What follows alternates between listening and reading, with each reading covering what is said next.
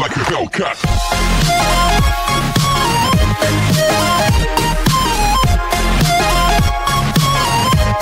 Part 15 की last में हमने देखा कि इंजी को घर के पहले ही दिन प्रेसिडेंट ना की दोनों बहुओं ने कितनी बुरी तरह मारा।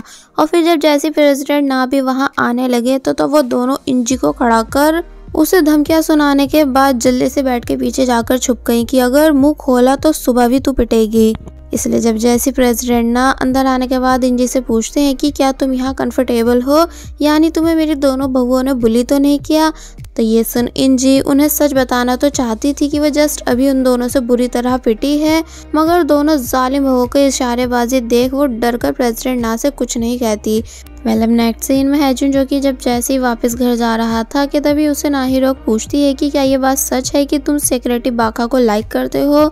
तो ये सुन हैजुन हैरान था कि इसे ये बात कहाँ से पता चली, पर वो तब भी कोई रिप्लाई नहीं देता। तो ये देख नाही हंसने लगी और समझ जाती है कि सच में हैजुन बाका को लाइक करता है, इसलिए बता देती है कि वैसे आज मिस ओहिन ने बाका को थप्पड़ मारा था इस धमकी के साथ कि वो तुमसे दूर रहे। जिस बात को सुन हैजुन के होश उड़ गए, इसलिए वो तभी नागवान के बाहर बाका को सॉरी बोलने आया, जहाँ वो वोजाई के साथ वापस घर आ रही थी। एंड हैजुन को देख उससे कोई बात नहीं करना चाहती थी, मगर वोजाई बाका से हैजुन की बात सुनने को कहकर अंदर चला गया। हैजुन बाका से अपनी मॉम की साइड से सॉरी बोलता है तो वो कहती है कि कोई नहीं, क्योंकि मैं उनकी फीलिंग्स समझ सकती हूँ, यानी कोई मां नहीं चाहेगी कि उनका बेटा मुझ जैसी लड़की को लाइक करे जिसकी समाज में कोई इमेज नहीं। यानी तुम्हारी मॉम अपनी जगह सही है, इसलिए अच्छा रहेगा कि तुम भी इस बात को समझो। और फिर इत्ता कह अंदर चली गई, जहाँ आने के बाद जब जैसे उसे इंजी की खबर मिली जो कि नागवान छोड़कर जा चुकी है, तो ये सुन बाका के होश उड़ गए। मिस माकरे इंजी के जाने के बाद बहुत उदास थी, तो वहीं इंजी भी अपनी मॉम यानी मिस माकरे के बारे में सोच कर सो नहीं पा रही थी। इसलिए जब जैसी रूम से बाहर आई तो देखती है कि मिस डो ही पहरा दे रही है ताकि रात में इंजी प्रेसिडेंट ना के रूम में ना जा सके। इंजी बोलती भी है कि मैं तो बस सोजू ड्रिंक लेने जा रही थी, मगर उसे तब भी बाहर नहीं जाने दिया गया। और वहीं बात की जाकर हैरी की, तो वो भी इंजी के जाने के बाद बहुत ही ज्यादा उदास है। अब नेक्स्ट डे प्रेसिडेंट ना इंजी को कुछ देने उसके रूम के बाहर आए, जहाँ उन्होंने सबसे पहले मिस डोही को उठाकर वहां से भगाया। और फिर जब जैसे इंजी को नो लिमिट क्रेडिट कार्ड दिया तो उसे देख इंजी इतनी ज्यादा खुश हुई कि प्रेसिडेंट ना को लगातार बहुत सारी किसेस देती है, जिन्हें लेने के बाद प्रेसिडेंट ना का दिल खुशी के मारे गार्डन हो चुका था। और वही मिस्टर वॉक अभी तक इस बात को सोच कर परेशान है कि आखिर उनका ब्रीफकेस कब चेंज हुआ, मगर उन्हें कुछ भी याद नहीं आता। और वहीं बाका जब जैसे अपने वर्क प्लेस आई तो उसे वहाँ के ऑनर एंड उनकी वाइफ है जिनकी फोटो दिखाते हैं कि देखो तुम्हारा बॉयफ्रेंड न्यूज़पेपर में आया है, जिसका ड्रीम गुसिंग होटल को वर्ल्ड के टॉप 10 होटल्स की लिस्ट में लाना है। तो ये देख पहले तो वो उन दोनों के सामने कोई रिएक्ट नहीं करती, पर जब वो दोनों वहाँ से चले गए तो हैजुन की न्यूज़ को बहुत प्यार से रीड करने लगी, यानी उसे खुशी होती है जब हैजुन आगे बढ़ता है। और वहीं गुसुंग होटल में दिखाया गया प्रेसिडेंट ना जब जैसी बातों में नाही के सामने बताते हैं कि वो बहुत जल्द हैजुन को अपनी पोजीशन देने वाले हैं। तो ये सुनना ही प्रेसिडेंट ना पर बहुत गुस्सा हुई कि जब मैं फैमिली के बड़े बेटे की बेटी हूँ तो मेरे होते हुए हैजुन को क्यों आपका प्लेस दिया जा रहा है। तो इस पर प्रेसिडेंट ना ने बताया इसलिए क्योंकि तुम भी अपने फादर की तरह लापरवाह हो। तो ये सुन पहले तो ना ही प्रेसिडेंट ना से बहुत ज़्यादा लड़ी और फिर गुस्से में वहाँ से चली गई। एंड देन वो जाय से मिलकर अपना दुख बांटती है कि वो कैसे हार रही है। तो तब वो जाय ने उसे चुप कराया। दूसरी तरफ हैरी जो कि अपना काम कर रहा था तो तब उससे इंजी मिलने आई जो कि अब पूरी तरह से चेंज हो चुकी थी। इसलिए हैरी कहता है कि वाह अब तो तुम खुशी होंगी, एक्सपेंसिव कपड़े, नो लिमिट क्रेडिट कार्ड। तो ये सुन इंजी कुछ नहीं बोलती कि तभी हैरी के पास मिस ओहिन की कॉल आई जो कि एक बार फिर बार में बैठकर पी रही थी, इसलिए ड्रंक हालत में हैरी को भी वहां बुलाने लगी। तो अब क्योंकि हैरी कौन सा कम है, यानी उसे भी इंजी की तरह मोटी पार्टी फंसानी है, इसलिए वो एक बार फिर मिस ओहिन से मिलने बाहर आया, जहां मिस ओहिन बताती हैं कि बहुत जल्द मेरा बेटा हैजुन गुसंग कंपनी का ऑनर बनने वाला है, इसलिए जब तक ये बात ऑफिशियली अनाउंस नहीं होती तब तक हम दोनों सीक्रेटली एक दूसरे को डेट करेंगे, क्योंकि मैं भी तुम्हें लाइक करती हूँ। तो ये सुन हैरी बहुत ही ज्यादा खुश हुआ, क्योंकि उसे बिल्कुल आइडिया नहीं था कि आज फाइनली मिस ओहिन उसे अपनी फीलिंग्स बताने वाली है। कि तभी दिखाया गया कि कोई इन दोनों के साथ की फोटो क्लिक कर मिस डोही को भेजता है। तो तब ये देख मिस डोही काफी ज्यादा खुश और हैरान हुई, क्योंकि उन्होंने मिस ओहिन पर नजर रखवाई हुई थी। अब नेक्स्ट सीन में हैजुन बाका से मिलने उसके वर्क प्लेस आया, ये बोलकर कि मैंने यहाँ का पैकेज ले रखा है कार वॉशिंग का, इसलिए तुम मुझे यहाँ आने से रोक नहीं सकती। तो ये सुन बाका चुप हो गई। और वहीं मिस्टर चोई जो कि अपने बेकरी का काम बहुत अच्छे से कर रहे थे, क्योंकि उनकी बेकरी काफ़ी अच्छी चल रही है, कि तभी वहाँ मिस्टर बॉक आए योलमू के साथ, ये बताने कि आज मेरी एक बहुत ही इम्पोर्टेंट मीटिंग है किसी दोस्त के साथ, तो क्या तुम थोड़ी देर योलमू का ख्याल रख सकते हो। तो ये सुन वो दोनों मान गए। फिर जब मिस्टर बॉक वहाँ से जाने लगे, मगर उनके जाने से पहले मिस्टर चोई ने उन्हें कुछ फ्री के स्नैक्स दिए, जिन्हें लेने के बाद मिस्टर बॉक खुशी खुशी वहाँ से चले गए।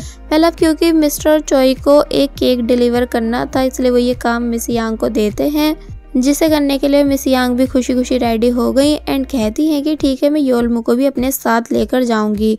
जिसके बाद फिर उन्होंने फाइनली केक को डिलीवर किया। मगर जब ये वापस बेकरी जा रही थी कि तभी देखती हैं कि एक शॉप के बाहर लॉटरी टिकट्स बांटे जा रहे हैं, वो भी बिल्कुल फ्री। इसलिए ये देख वो तुरंत शॉप में आ गई जहां इन्हें पहले फॉर्म फिल करना था, इसलिए योलमू के स्ट्रॉलर को साइड में रोक फॉर्म फिल करने लगी। एंड देन आफ्टर फॉर्म इन्हें लॉटरी नंबर दिया गया, जो कि इनके कोट पर लगाया जाता है, जिसको लेने के बाद ये काफ़ी खुश थी। और फिर खुशी खुशी जब जैसी वापस बेकरी आई, ये बोलकर कि आज का दिन मेरा बहुत अच्छा रहा, कि तभी मिस्टर चोई हैरानी से पूछते हैं मगर योलमू कहाँ है। तो ये सुन उनके भी होश उड़ गए, क्योंकि अब उन्हें याद ही नहीं था कि वो आखिर योलमू को कहाँ छोड़ के आई। इसलिए मिस्टर चोई बहुत जोर से अपनी वाइफ पे चिल्लाए। और वहीं दूसरी तरफ बाका जिसे हैजुन की कार वॉश करनी है, मगर हैजुन उसे करने ही नहीं दे रहा था, ये कहकर कि तुम रहने दो मैं करूँगा, यानी तुम बस आराम करो। और फिर जब जैसी फाइनली कार क्लीन हुई कि तभी बाका के पास मिस्टर चोई की कॉल आई, जो कि सब बता देते हैं कि योलमू गायब है। तो ये सुन बाका के होश उड़ गए कि क्या मेरा बेटा योलमू गायब है। जिस बात को सुन हैजुन भी हैरान था, इसलिए फिर ये दोनों जल्दी जल्दी से नाकवन बेकरी की तरफ जाने लगे, जहाँ रास्ते में बाका बस योलमू का नाम पुकार पुकार कर बहुत बुरी तरह रोती जा रही थी। तो तब हैजुन बाका से चुप होने के लिए बोलकर प्रॉमिस करता है कि वो आज में योलमू को ढूंढ लेगा। फिर जब जैसे ये दोनों बेकरी आए तो तब मिस यांग बाका से बहुत बुरी तरह माफ़ी मांगने लगी। मिस्टर चोई बताते हैं कि ये योलमू को अपने साथ केक डिलीवर करने लेके गई थी, मगर उसे कहाँ छोड़ा इसे कुछ याद नहीं। तो ये सुन बाका अपना पूरा होश खोने लगी कि ऐसा कैसे हो सकता है, यानी कहाँ है मेरा बेटा योलमू। और फिर ऐसी ही बेहोशी की हालत में योलमू को ढूंढते हुए आगे निकल गई कि तभी हैजुन ने मिस यांग के हाथ पर लॉटरी नंबर नोटिस किया, जिस पर शॉप नंबर भी था, इसलिए वो बाका को लॉटरी शॉप चलने को बोलता है। दोनों भागते भागते शॉप आ रहे थे, जहां इससे पहले कि बाका कार से टकराती कि तभी हैजुन ने उसे बचा लिया, मगर इस चक्कर में उसे खुद को बहुत तेज चोट लगी। बाका हैजुन की चोट देख हैरान थी और उसके लिए परेशान होने लगी, मगर हैजुन उसे पहले अंदर जाने को कहता है। फिर जब जैसी बाका अंदर आई तो देखती है कि योलमू बहुत जोर जोर से रो रहा है एंड सभी औरतों ने उसे कवर किया हुआ है। बाका जल्दी से योलमू के पास आकर उसे उठा लेती है एंड उसे बहुत ही ज़्यादा प्यार करने लगी कि तभी पीछे से हैजुन भी अंदर आ गया, जो कि अब फाइनली चैन की सांस लेता है योलमू को बाका के पास सलामत देखकर।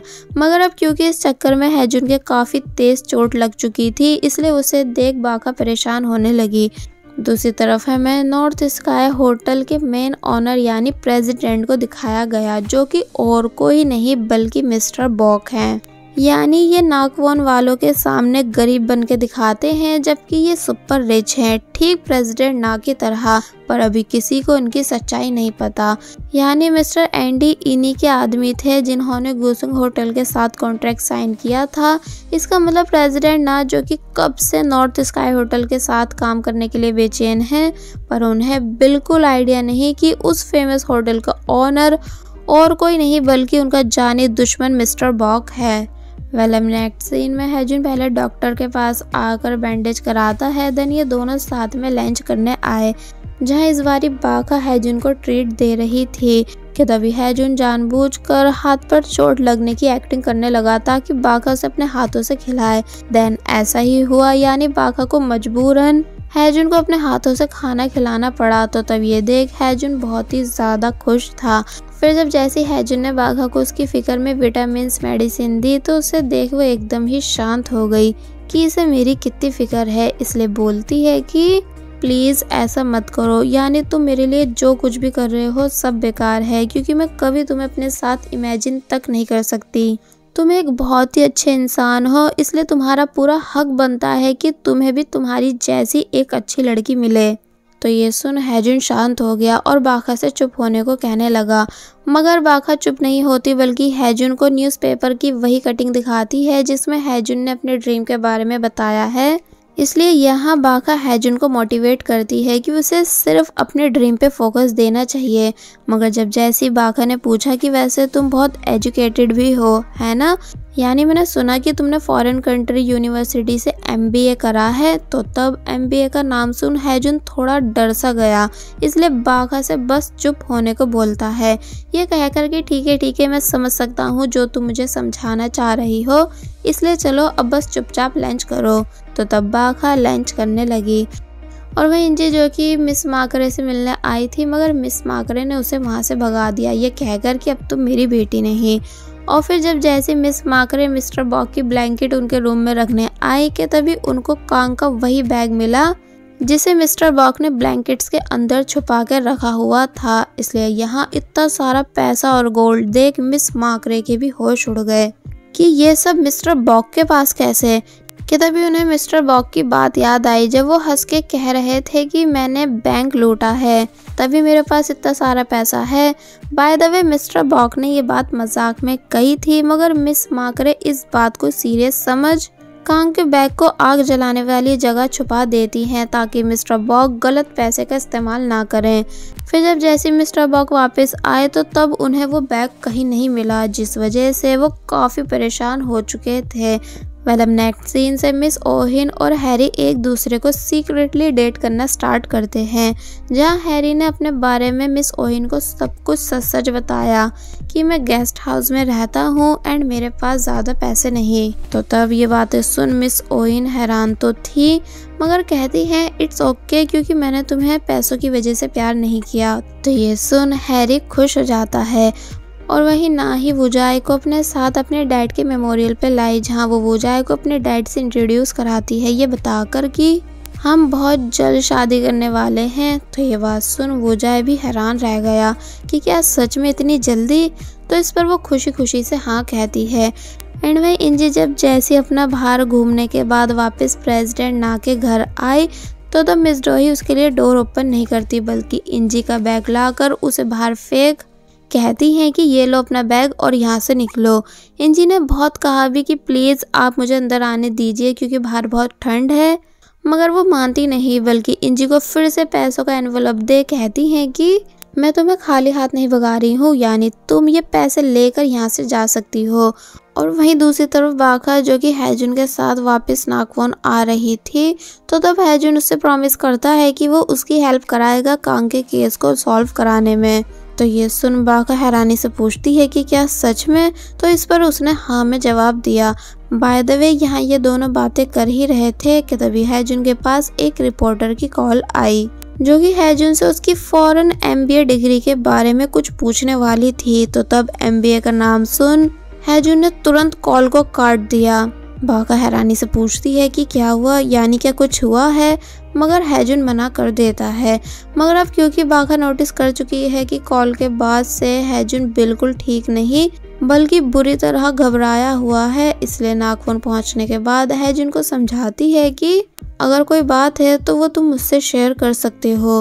हैजुन पूछता है कि अगर तुम्हें पता चले कि जो तुम मुझे समझती हो मैं वो नहीं, यानी अगर मैंने सभी से बहुत बड़ा झूठ बोल रखा हो तो क्या तुम तब भी मेरा साथ दोगी? तो इस पर बाखा ने हाँ में जवाब दिया कि ऑफ कोर्स मैं तुम्हारा साथ दूंगी, क्योंकि झूठ बोलने का तुम्हारा कोई रीज़न ही रहा होगा। यानी देखो, मैं सबको देखकर ही बता देती हूँ कि कौन कैसा है, इसलिए मेरे अकॉर्डिंग तुम बिल्कुल भी सेल्फिश इंसान नहीं बल्कि एक बहुत ही अच्छे इंसान हो। तो ये सुन हैजुन खुश हुआ। दूसरी तरफ इंजी, जिसे ठंड में बाहर बैठे बैठे रात हो चुकी थी, तो तब उसे ऐसी हालत में प्रेसिडेंट ना ने भी देख लिया, इसलिए हैरानी से पूछते हैं कि तुम यहाँ क्या कर रही हो, वो भी अपने बैग के साथ। तो तब इंजी बात को घुमाने की कोशिश करने लगी कि नहीं नहीं, मैं तो बस यहाँ बैठकर आपका वेट कर रही थी। मगर प्रेसिडेंट ना सब समझ गए, इसलिए घर के अंदर आकर मिस रोही पे बहुत जोर से चिल्लाए कि तुम मेरी होने वाली इनोसेंट वाइफ के साथ ऐसा कैसे कर सकती हो, ये तुम्हारी लास्ट वार्निंग है, यानी अगर तुमने इसके बाद फिर कुछ किया तो मैं तुम्हें घर से ही निकाल दूंगा। तो ये सुन मिस डोही गुस्से से इंजी की तरफ देखती है, जिन्हें इंजी मुंह बनाकर दिखा रही थी। और फिर जब जैसे प्रेसिडेंट ना ने ये भी बताया कि वो हैजुन को अपनी पोजीशन देने वाले हैं, तो तब ये बात सुन मिस डोही को बहुत बड़ा सदमा लगा, इसलिए वो वहीं नीचे गिर गई। दूसरी तरफ मिस ओहिन जो कि हैरी के साथ हैं, तो तब यहाँ इन दोनों ने भी एक अच्छा टाइम स्पेंड किया, एक दूसरे को अच्छे से समझकर। एंड देन लास्ट में ये दोनों एक दूसरे को किस करते हैं। मगर वहीं अगर बात की जाए हैजुन की, जो कि अभी तक बहुत ही ज़्यादा परेशान है, क्योंकि अब कुछ ही देर बाद उसका एक बहुत बड़ा झूठ पूरी दुनिया के सामने आने वाला है, जिस बारे में उसे मीडिया रिपोर्टर ने कॉल की थी। मगर आखिर वो झूठ है क्या जिससे हैजुन की लाइफ पूरी तरह से चेंज हो जाएगी, यह हमें नेक्स्ट पार्ट में बताया जाएगा। और बस फिर इसी के साथ पार्ट 16 यहीं पर एंड हो जाता है। There was a time when you had me falling to the ground.